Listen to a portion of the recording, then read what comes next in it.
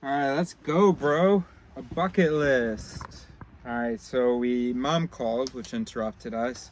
And then with mom, we went over it and got to 11 items.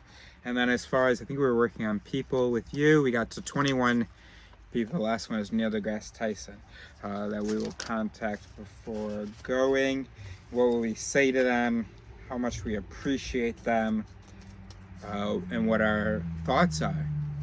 Like, fuck it, right? Because I think the reason I've never contacted people that I wanted to contact was because I was like, I don't know how to engage with that without coming off like a crazy person. But fuck it, right? So we're gonna write a letter. We're gonna write 100 letters to people either who have been or could be influential in the self-awareness movement. So now that we say could be, we're gonna add our buddy Leo, who is currently at Stanford studying computers. He's doing like a tri-major, or he's doing like a major that's a combination of computer science, philosophy, and psychology. So Leo Jacoby, I swear to God, if I'm not in his acknowledgments, I will come back. I will come back. How the fuck would I not be in his acknowledgments? The guy he met in Spain, who was like, well, I actually don't know what effect I had. He still hasn't read Kahneman. Alright. It's just, this feels amazing. And why it feels amazing, I don't know. And maybe it's an it that I wouldn't be proud of. But this feels really amazing to have like a concrete, like, things that, because I'm really happy with this list. Like, if I accomplish this list, I don't care whether my mother or sister say, oh no, don't leave us. I earned it. I earned it. If God put my handsome, intelligent, weird ass here, it was to be able to write a novel, some poems, a script, do some videos, invent something. Already did that with the calendar. Most credit goes to Julian. Couldn't have done it without him. Wouldn't have done it without him. It was his idea, basically. I got a publication, the Synapse, the magazine that's been running. And then if I contact all these people, if I do 100 live performances, despite my track record with human beings, if I go up there and stand up there, I've only done one so far. Did a poem about belief, so it's relevant. I have to, number 9 is to come up with a curriculum for 100 days of lessons for, I don't know what age, but a child. We're not going to move the goalpost and say it's like for a child of 1, and it has to be good lessons. But, you know, for like a child of like 10, a curriculum for them to sort of understand their minds and be a responsible and informed human being. Number 10, a children's anthology. And I didn't, because my mom, that was mom's. She really wants me to write something for the children, and she wasn't satisfied with the curriculum for a teacher for the children. She's always talking about me writing a children's book. Can't imagine it. But then she said something about 100 short stories. Still can't imagine. That's probably the hardest thing on the list, actually. But that's totally appropriate that my mom would give me the hardest thing on my bucket list, and I accept it. That's number 10. And then number 11 is just a total explanation of, well, I put vocabulary, but I guess it would be of the theory in general. Of it theory. Alright, very good.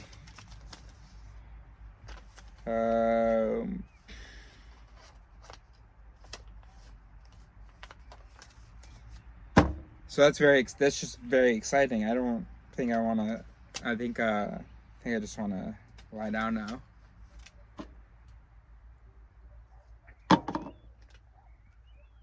All right, so on my list of figures, we've got David McRaney, Daniel Kahneman, Dan O'Reilly, Christopher Chabris,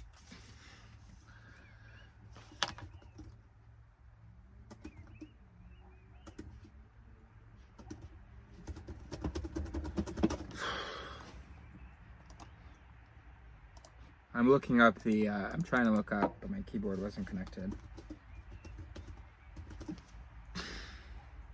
Yo, today are we gonna live stream on Twitch? I've been thinking, like, maybe people would like to watch me. I mean, or maybe that's like a better format for... By the way, this stuff, I was saying to my mom gave me something absolutely incredible that I literally can't explain, because if I do explain it, you won't understand. But my mom, who needed me to block her when I wanted to move out into the woods, my mom, who is the most, I mean, I can't imagine more loving or supportive or motherly.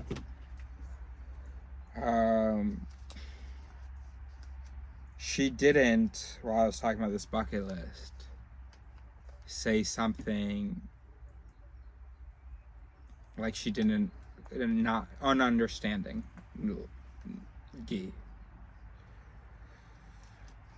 What I'm trying to say is, she didn't say something like, you know, or you could go back to school and then, you know, become a whatever, something. Gosh, that really meant to laugh. Wow, my eyes are welling up.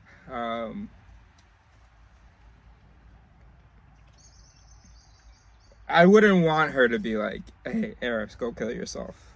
Or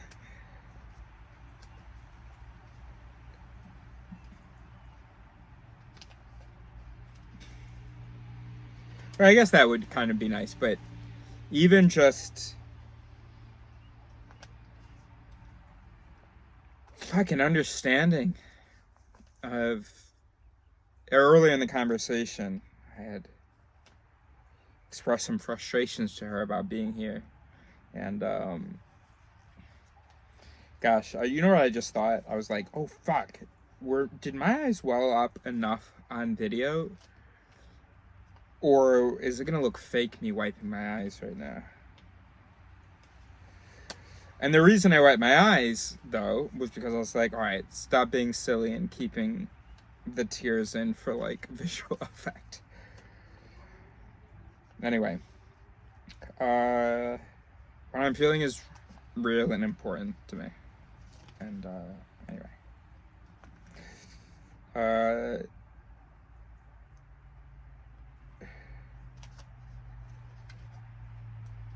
Yeah, just when I was talking about the frustrations, and even just the words, as empty as they may be, I understand why you feel that way. And, you know, just the timing and knowing her, it was really cool. Alright, so, The Invisible Gorilla.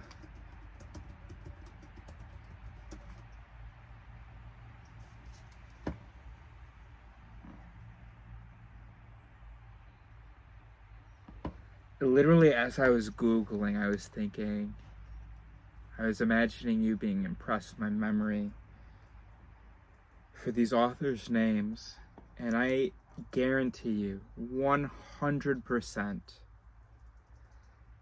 that in almost every video in which I have referenced this book, I have said that the authors their first name was Christopher. And if oh la la.